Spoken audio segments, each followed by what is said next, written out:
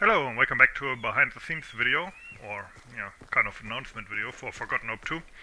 I recently, because I had some free time, made some new, or rather two new 32 player versions of maps which will be released with the next patch. Now normally when I do a 32 player layer for one of my new maps, normally I just cut out a part of it and make like a smaller version. Or maybe I look for a nice infantry area to make the 16p version. But in this case, for these two, I decided to be a bit more ambitious and do two historical scenarios, so to speak.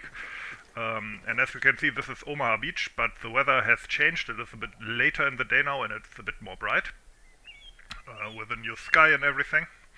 And the Germans are counterattacking, and they actually have tank support, or rather they have two Stucks and a Marder. The spawn menu has also changed. It isn't the kind of gimped version for the beach landing portion where all the machine guns are emplaced. Instead you have a normal machine gun kit and everything, and also semi-auto rifle in the NCO kit, in addition to the tanks. Now this is based on a possible scenario that didn't happen in real life. The Germans had a reserve for Omaha Beach called Kampfgruppe Meyer, which was equipped mostly with Stucks, but also had like a platoon of Marders.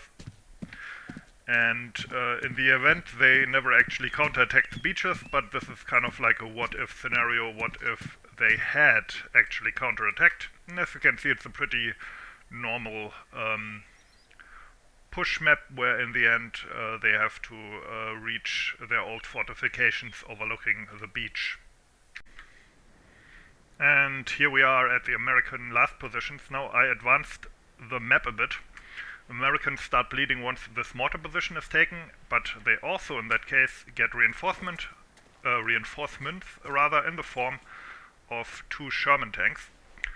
And I also changed the 64 player version because recently the balance mathematically has become like, I think, 2 to 1 in favor of the Germans, which is a bit much.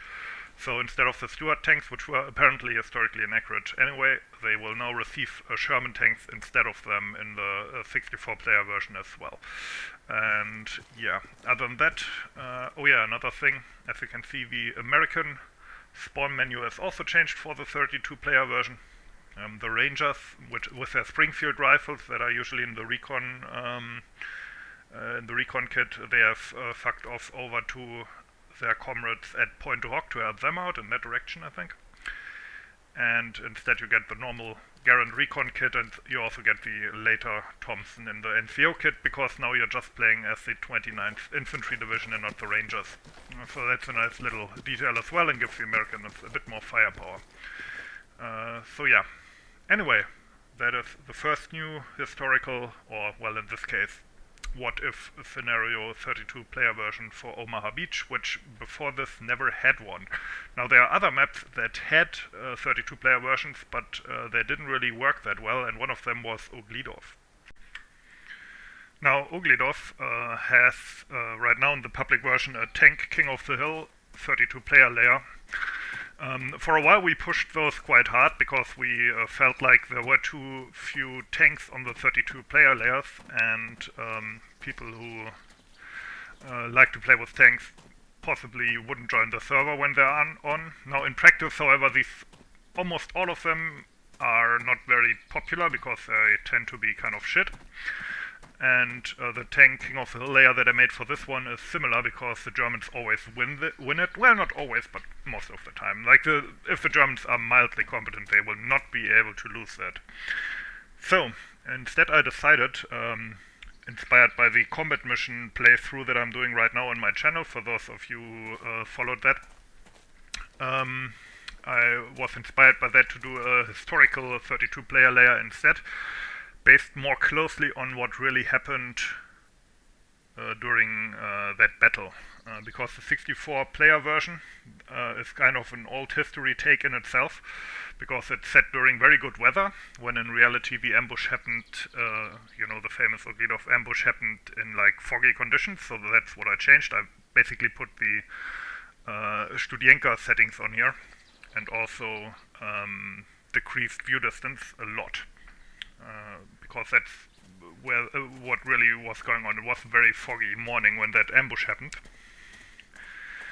And on top of that, I decided to implement some new gameplay mechanics on here that have not actually been used yet.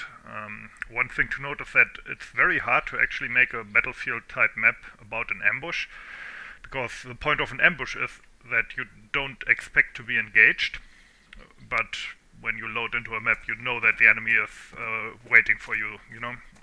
So because of that, it's kind of a special game mode almost. Oh, it's in German, I forgot about that. So basically, these King Tigers, you get 4 King Tigers in the beginning. The German team gets a whopping 4 King Tigers, but they do not respawn.